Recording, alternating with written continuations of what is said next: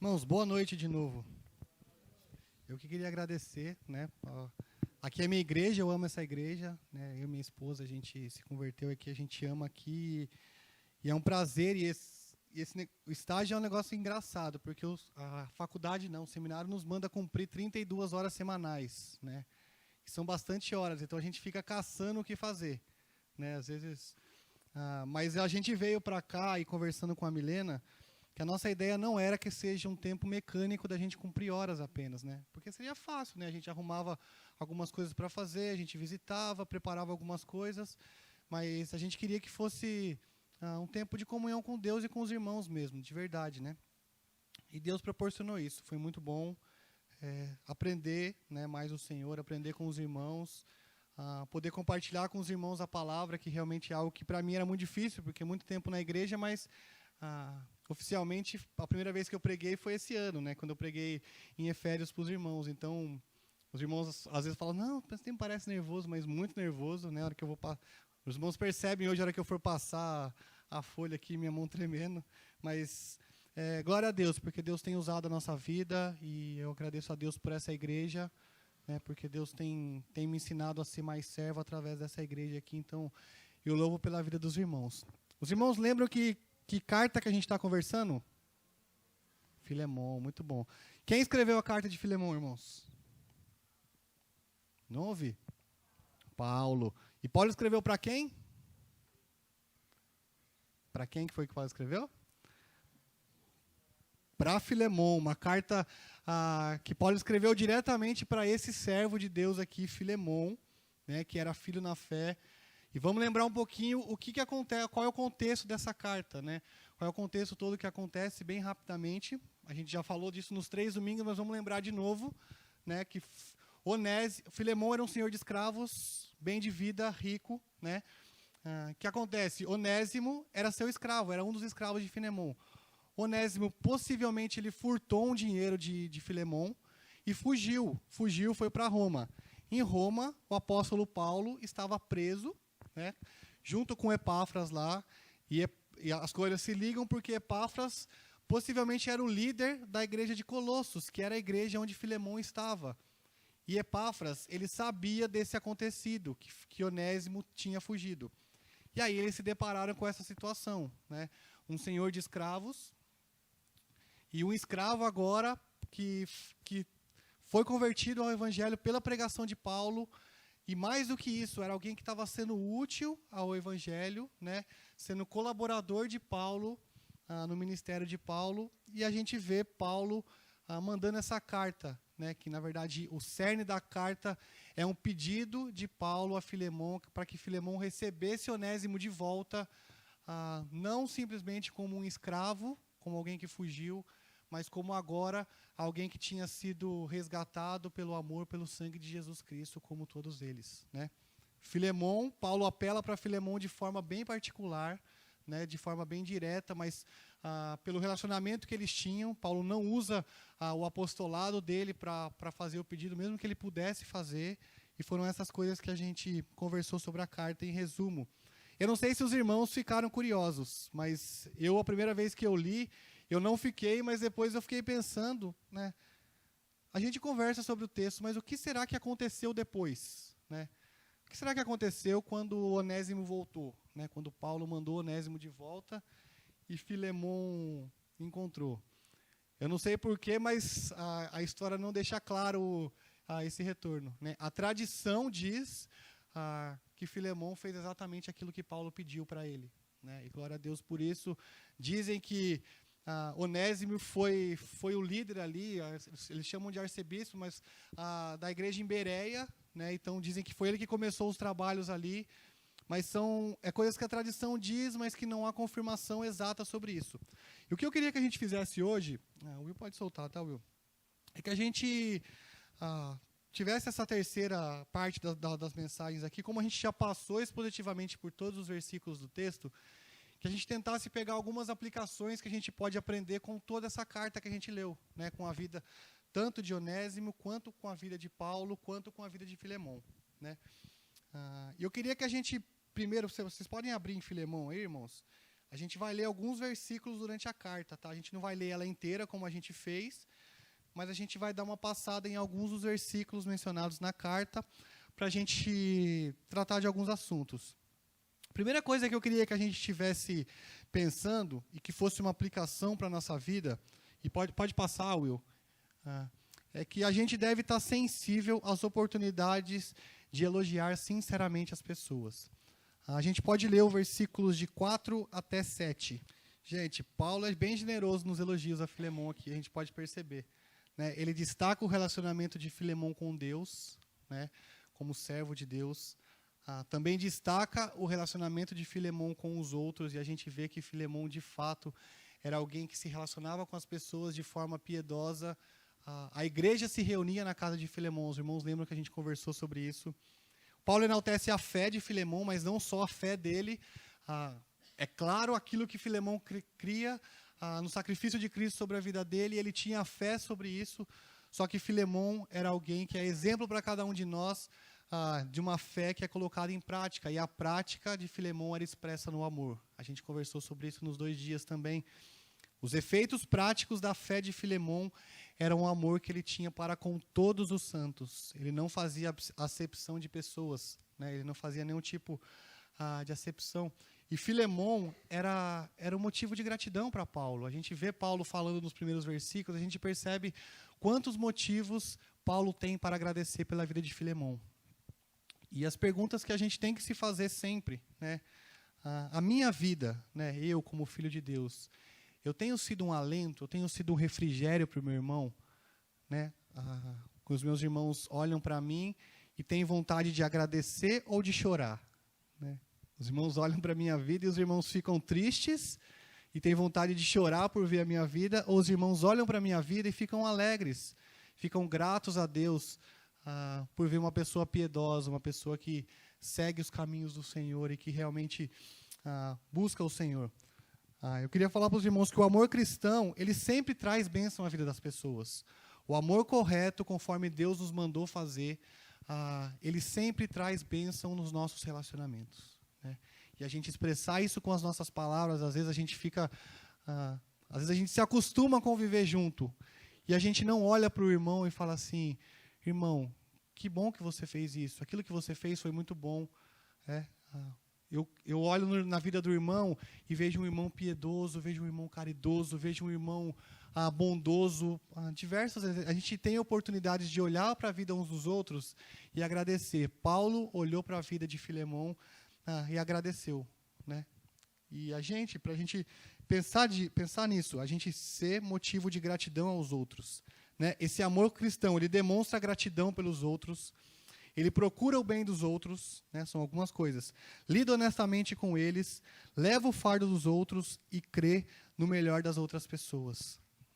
O desafio para a gente expressar o nosso amor cristão, como servos do Senhor e como cristãos que somos e dizemos ser, né, de uma forma que esse amor alcance a outra pessoa. E a gente pode fazer isso com a nossa boca, né? A gente, às vezes, tem a tendência de maldizer, né? De reclamar, de murmurar, de atacar, de olhar aquilo que o irmão faz de errado, mas a gente tarda muitas vezes, e às vezes a gente nem faz, em soltar uma palavra, um afeto para o irmão, algum elogio para o irmão. Às vezes a gente deixa de fazer isso. Então, a primeira aplicação que eu queria que a gente trouxesse para a gente estar sensível, né? Estar sensível, que isso faça parte dos nossos pensamentos, que a gente pense nisso, né? Eu preciso olhar para o meu irmão e agradecer a Deus pela vida dele, né? Agradecer a Ele porque aquilo que normalmente a gente fala quando a gente canta aquele cântico, eu te agradeço, se você não tem nenhum motivo para agradecer ao seu irmão porque você não viu nada que ele fez, agradeça a Deus, e a gente tem motivo de comum para agradecer a Ele, porque um dia o sangue de Jesus foi vertido naquela cruz e foi pela vida desse irmão. E hoje ele é salvo, ele é um filho de Deus graças ao amor de Cristo. Então você pode agradecer a Deus pela vida do seu irmão dessa forma, né? Queria que o Will passasse, a gente olhar para alguns textos e a gente pensar agora na questão de humildade. Por que eu coloquei a ponte aí? Né? Porque a gente vê na vida de Paulo não foi alguém que separou as pessoas. Pelo contrário, Paulo foi alguém que foi ponte entre Onésimo e Filemon. Por que a gente pensar em humildade? Porque às vezes a gente não quer fazer isso, né? Isso gera alguns transtornos para a gente algumas vezes. Eu queria que a gente olhasse alguns versículos. Primeiro, versículo 1, Filemão, versículo 1. Legal. Os irmãos conseguem perceber uma atitude humilde de Paulo aqui? Paulo era apóstolo, Paulo teve revelação do próprio Senhor Jesus Cristo, Paulo pregou para tanta gente, e ele começa essa carta dizendo, prisioneiro no Senhor Jesus Cristo. Ele se coloca na mesma situação de Onésimo, né? Ele se coloca no mesmo nível de Onésimo, prisioneiro do Senhor Jesus Cristo. Onésimo era escravo, e ele demonstra a sua humildade dessa forma, se coloca no mesmo nível das pessoas. Ele não pensa que ele é melhor, ou que ele é maior do que Onésimo. Versículo 8, irmãos. Pode ler o 9 também, Vânia. Então ele abre mão, gente. A gente conversou de semana passada, né? Pra gente, na nossa caminhada cristã, a gente precisa estar disposto a deixar algumas coisas de lado, inclusive alguns dos nossos direitos. E Paulo demonstra isso aqui, né? Ele abre mão que ele podia chegar para Filemão e simplesmente mandar que ele fizesse aquilo que ele queria que fizesse. Versículo 14, o irmão. Paulo falando para um filho da fé dele, alguém que ele ensinou os caminhos de Jesus, falando, eu não quero fazer nada de forma forçada, né? Eu quero o teu consentimento nisso, né? Eu quero a tua participação nisso, né? Paulo chama Onésimo no versículo 10, né? A gente não leu o versículo 10, mas ele fala assim, sim, solicito em favor de meu filho. Por que será que Paulo chama Onésimo de filho? Né? Paulo chama Onésimo de filho. E no versículo 12 ele fala, eu te mando o meu próprio coração. Você acha que Paulo se identificava com Onésimo de alguma forma?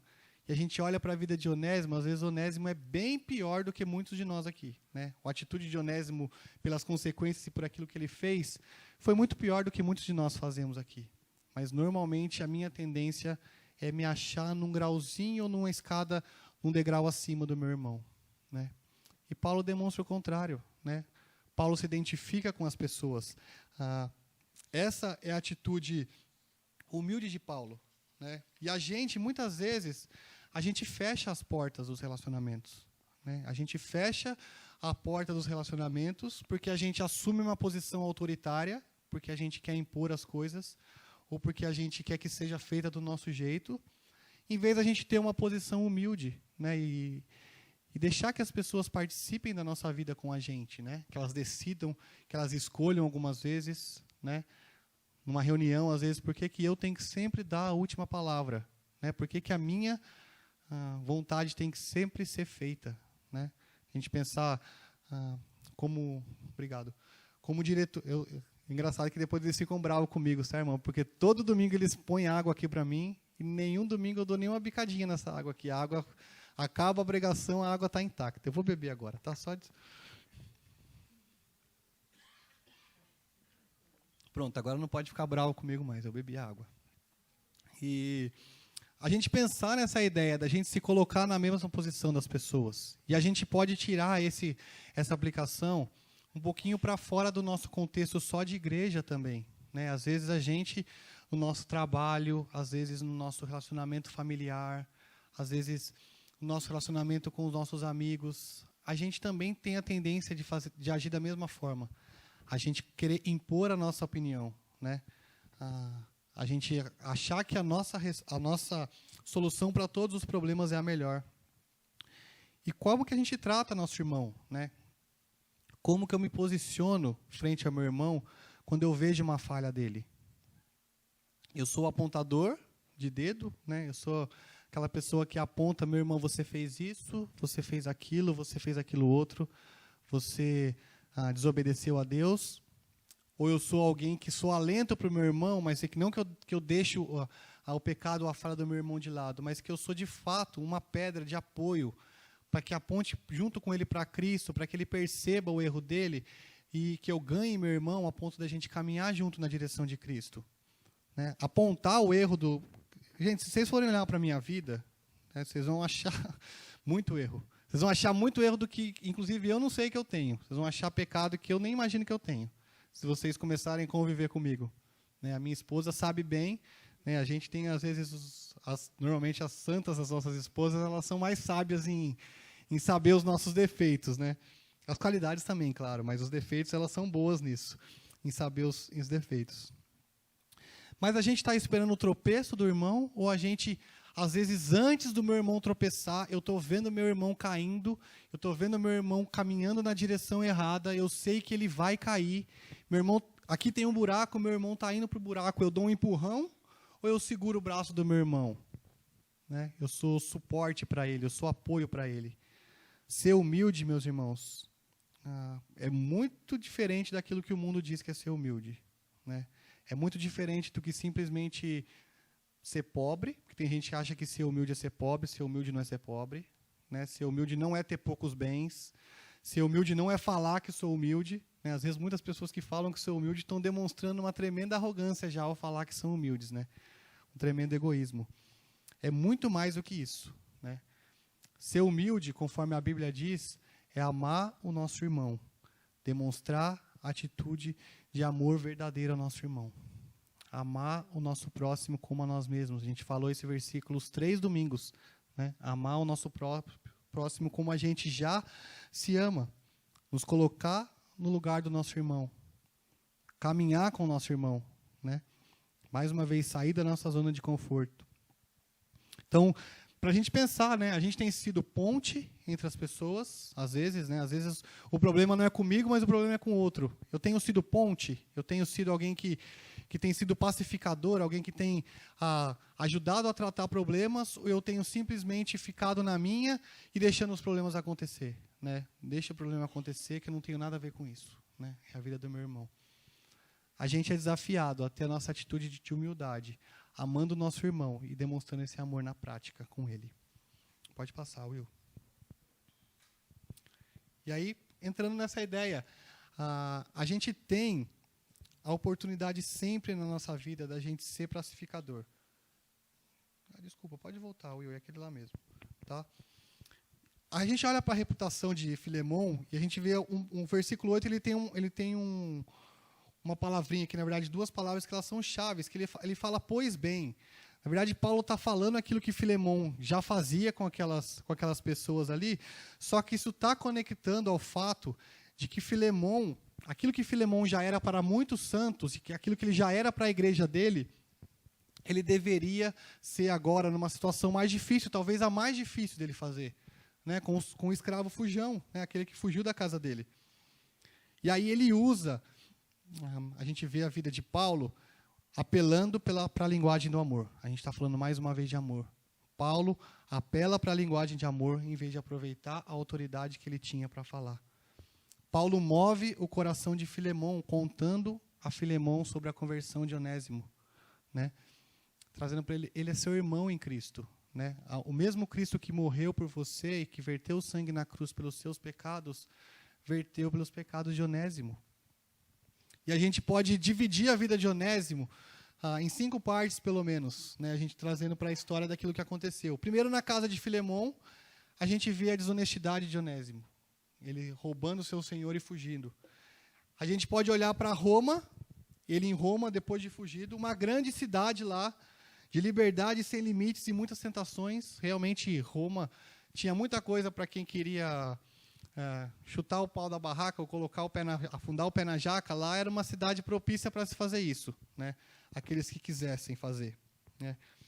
Só que sob a influência da pregação de Paulo, ele foi um ouvinte da pregação de Paulo, ele podia ir para outros caminhos, mas ele ouviu o evangelho, era um ouvinte do evangelho e se converteu.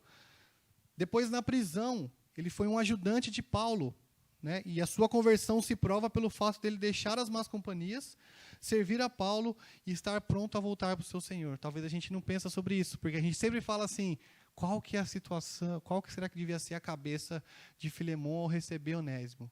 Mas como será que Onésimo devia estar se sentindo ao saber que ele ia voltar para Filemão? Né? O que será que vai acontecer comigo? Né? O que o meu Senhor vai fazer comigo? Mas Paulo, com toda essa situação de Onésimo e Filemão, ele é pacificador, né? É exatamente isso. Ele faz ponte entre as pessoas, né? Ele faz a ponte entre Onésimo e Filemão. E na casa do seu senhor, novamente, Onésimo retorno, reconciliação e alegria. É isso que a gente imagina, e eu acredito que foi isso que aconteceu, né?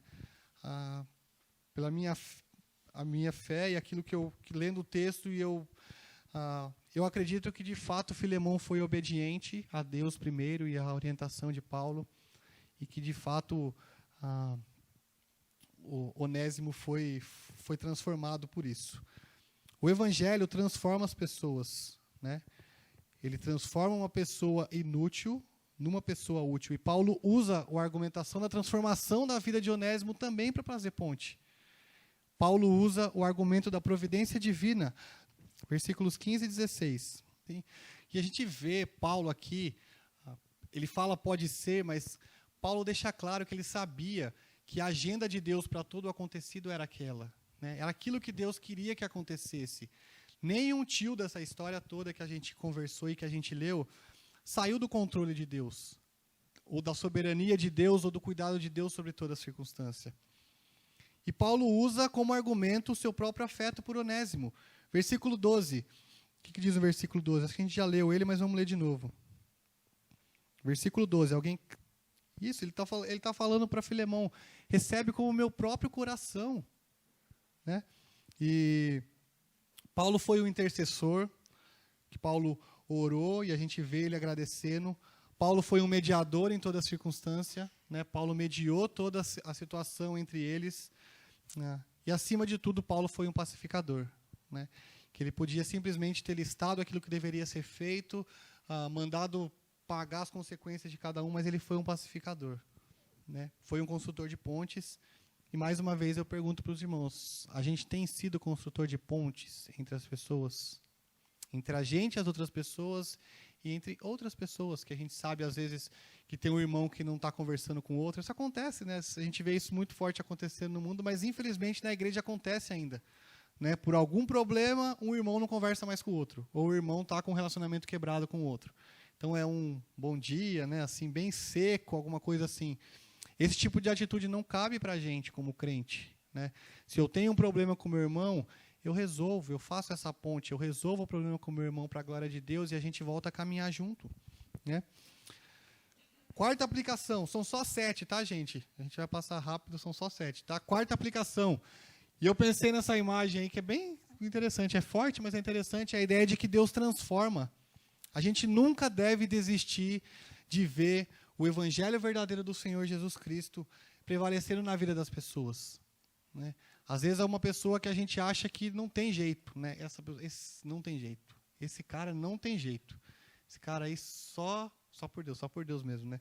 Mas às vezes a gente olha para as pessoas, às vezes com desprezo, e fala assim, cara, não tem mais jeito isso aí. Não tem jeito, né? Isso aí está entregue, não tem mais jeito. Mas a gente não vê Paulo fazendo isso, né? A gente vê pelo contrário. Não existem pessoas mais importantes que outras, né? Não existe. Se você acha que você é mais importante que alguém, cuidado que uma hora Deus vai te fazer cair do cavalo. Como já fez comigo algumas vezes. O nosso orgulho, o nosso egoísmo nos faz pensar muitas vezes que a gente é melhor, mais importante, que a gente merece mais. E o Evangelho de Jesus Cristo transforma o pobre, o rico, o preso, o soldado, qualquer pessoa. Ele transforma da mesma forma, né? E não é por merecimento nenhum. Porque se fosse, ai de nós, coitados de nós. A gente precisa aprender a nos identificar com a falha dos outros, né? A gente, mais ou menos aquela ideia de novo, da gente se colocar na mesma posição, né? Paulo assumindo a responsabilidade por tudo que Onésimo devia para Filemão, né? A gente ter como nossa as falhas dos outros muitas vezes, né? E aquilo que eu falei, às vezes a gente colocar a mão no nosso bolso, né? Pelo nosso irmão, mesmo que meu irmão não tenha errado como Onésimo errou, né? Mas o desafio para a gente de verdade é isso: a gente se colocar no lugar do nosso irmão. E se colocar no lugar significa colocar no lugar os erros dos nossos irmãos. O cristianismo transforma o pior escravo no melhor dos homens livres. Acredite nisso, né? O cristianismo liberta, né? O evangelho de Jesus Cristo, o verdadeiro evangelho, ele liberta. Isso nos faz e nos implica como aplicação a gente ter compaixão pelo outro, né? Imagine um escravo entrando dentro do círculo familiar do seu senhor. E aí olha para a sua vida e imagina um pecador entrando em comunhão com Deus novamente. E aí, entre o cerne, talvez, da carta, e apontando para a gente, apontando para Cristo, né? Da mesma forma que a gente vê Onésimo, e a gente vê essa questão de perdoar Onésimo, a gente pode olhar para a nossa vida, né? O que a gente merecia? A gente merecia a morte. A gente merecia a condenação, condenação eterna de Deus, né? Afastamento completo e eterno de Deus. Mas Deus e aqueles irmãos que estudaram quinta-feira sobre imputação, Deus, por misericórdia, Ele imputa a sua justiça sobre nós. Uma justiça que não é nossa e que não é nosso merecimento, mas Deus nos faz justos pela graça dEle, pela misericórdia dEle. Uma pessoa convertida pode se tornar útil na mão do Senhor. É isso que Ele fala. Antes você era inútil, agora você é útil. Com todos os erros, com todas as falhas. Uma pessoa inútil pode se tornar útil. Uma outra coisa que fica muito claro, irmãos, que a gente vê nessa carta, e normalmente nas cartas de Paulo. Pode passar, Will.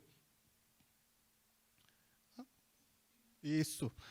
Intercessão, né? Deus trabalha do jeito que Ele quer, mas Ele trabalha muito através da intercessão do povo dEle. Deus quer que a gente ore, Deus quer que a gente interceda, Deus quer que a gente lembre dos nossos irmãos, Deus quer que a gente invista tempo orando, intercedendo, lembrando dos nossos irmãos em oração. E Paulo entende que só Deus pode libertá-lo da prisão, né? Versículo 22, vamos ler o versículo 22. Ele entende que só Deus pode libertar ele dessa prisão. Mas o que ele está falando aqui? Ó? Eu mesmo preparo-me também pousada, pois espero que por vossas orações. Né? Ele está falando assim, gente, ora por mim para que Deus me liberte da prisão.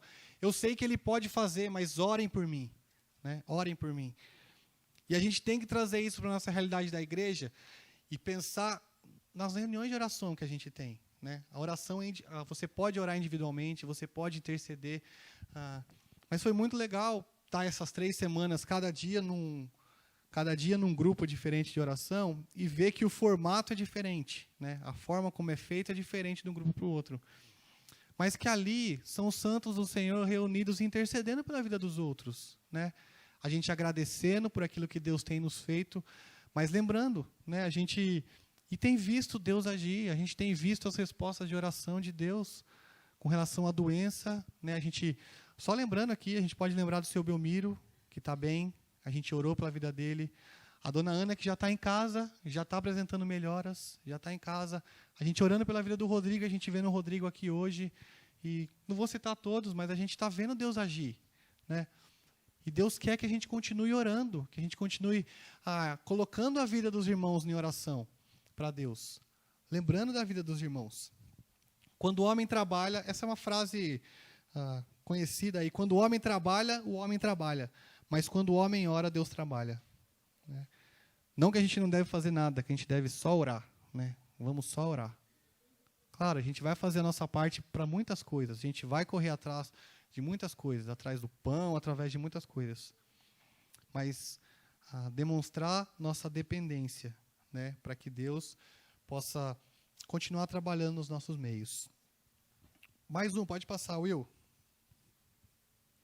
Essa foto é bem legalzinha. E a ideia é da gente pensar no quê? A gente jamais deixar de valorizar as pessoas que estão do nosso lado. Né? E a gente vê no final da carta, porque às vezes passa despercebido, né? A gente vê toda a carta e Paulo escrevendo ali para Filemon e a gente, às vezes, não percebe um pouquinho que Paulo está sendo grato e está valorizando as pessoas que trabalham com ele. Ele fala assim no versículo 23, saúdam-te Epáfras, prisioneiro comigo em Jesus Cristo, Marcos, Aristarco, Demas e Lucas, meus cooperadores. E ali termina com a graça do Senhor Jesus Cristo. A gente lembrar das pessoas que estão caminhando com a gente. E a gente tem crentes caminhando com a gente. E a gente pode lembrar também, porque aqui ele está falando de colaboradores de ministério, a gente pode lembrar de ser agradecido pela vida do nosso pastor, a gente pode lembrar de ser agradecido pela vida da diretoria da igreja, da liderança espiritual da igreja, a gente pode lembrar de ser agradecido pela vida do Alex, que é um missionário da igreja, né? A gente, como igreja, está mandando o Alex para o campo, né? O Alex não está indo para o Monte Verde, o Alex está indo pela primeira igreja batista em Extrema. Se a gente não fizer nada, a gente tem pelo menos a responsabilidade de orar por ele. Cada um de nós, né? Não como igreja aqui só, mas cada um de nós, a gente tem essa responsabilidade de orar por ele. Lembrar da vida da Maiara, que está servindo nos finais de semana em outra igreja, mas também é uma colaboradora. E tem feito o trabalho e tem propagado o evangelho do Senhor Jesus Cristo. Não vou puxar a sardinha para o meu lado, tá, irmãos? Mas orem por mim também, pela Milena, né? Para que a gente continue buscando agradar o Senhor. Mas olhe para as pessoas que estão do seu lado, né? E não pense que você queria estar em outro lugar com outras pessoas. Pelo contrário, valorize, né? Agradeça a Deus, porque Deus te colocou nessa comunidade aqui, com essas pessoas, com esse irmãozinho mala, né? Deus te colocou na primeira igreja batista comigo, irmãos. Infelizmente, mas Deus colocou os irmãos na primeira igreja batista comigo, né? Então, valorize as pessoas, valorize as oportunidades que você tem de estar com as pessoas, né? Paulo não podia estar aqui com eles, Paulo estava preso. E Paulo fala, prepara-me pousada, pois espero estar em breve com vocês, né? Paulo desejava estar com os crentes, desejava estar com os irmãos. Que a gente aprenda a valorizar cada uma das pessoas que estão do nosso lado e que Deus colocou dos nossos lados. E a última aplicação que eu queria trazer, viu como era rápido, irmãos? A última aplicação. A graça do Senhor Jesus Cristo é a razão da gente estar vivo. E era a razão de Paulo estar vivo, era a razão de Filemão estar vivo, era a razão de Onésimo estar vivo, era a razão de todos os crentes daquela igreja ali estarem vivos. A graça do Senhor Jesus Cristo. Ela deve estar presente do começo, durante e até o fim da nossa vida, né? Tem um texto que diz que a graça nos acompanha. A graça do Senhor Jesus Cristo não foi uma ação por si só lá no passado, que Jesus fez e despejou a graça dele sobre as nossas vidas. A graça do Senhor Jesus Cristo se manifesta diariamente em nós. Ela caminha conosco, né? A graça do Senhor Jesus Cristo caminha diariamente conosco, crentes no Senhor Jesus Cristo. Que a gente demonstre isso, né? Paulo termina a carta, e eu falei semana passada, exatamente da forma como ele começou, né? Ele termina a carta dizendo, a graça do Senhor Jesus Cristo seja com o vosso espírito. Que a gente entenda, né? Que não tem nada de mais importante para a gente. E que a gente olhe para a cruz do Senhor Jesus Cristo. E a gente olhe para a nossa vida. E fazer esse paralelo, não tem como ter uma outra atitude da nossa parte, senão a gente se prostrar, a gente agradecer ao Senhor, né? Pela graça a gente foi salvo, pela graça a gente pode viver, né? A gente pode respirar, a gente pode caminhar. E o mais importante, talvez, para a gente, né? Para cada um de nós, por causa dessa graça do Senhor Jesus Cristo, que Paulo derramou sobre aquelas pessoas ali, desejou sobre aquelas pessoas, e essa graça foi derramada sobre os nossos corações, a gente vai poder entrar no céu. E, irmãos, quando a gente fala, a gente vai poder entrar nos céus, eu não estou fazendo uma crítica para os irmãos, mas a gente deveria sorrir nessa parte, né? A gente vai viver eternamente ao lado do nosso Salvador, ao lado do nosso Criador, ao lado do nosso resgatador, eternamente. Eternamente. Não dá para a gente saber o que é eterno, porque a gente não tem o conceito de eterno, mas a gente vai viver eternamente, a gente vai aprender o que é a eternidade. Que a eternidade do Senhor Jesus Cristo alegra o nosso coração. E assim como Paulo, que a gente lembre da graça do Senhor Jesus Cristo. Eu queria só lembrar cada um das 7 aplicações, só para a gente levar. Então, primeiro, estar sensível às oportunidades de elogiar o outro, né? Olhar para a vida do outro e estar sensível para elogiar as outras pessoas. A humildade do cristão talvez seja a sua maior grandeza, né? Você quer ser grande perante Deus? Seja cada vez mais humilde. Ame mais as pessoas, mais do que você mesmo. Aproveite todas as oportunidades que você tem de ser pacificador, né? De trabalhar na vida dos seus irmãos de forma que a gente seja ponte, que a gente seja pacificador entre os outros. Jesus Cristo transformou a nossa vida. Jesus Cristo mudou o meu viver. E Ele mudou de verdade. E eu sei que Ele mudou o viver dos irmãos também, né? E Ele pode mudar o coração e a vida de qualquer ser humano, se assim Ele desejar, né?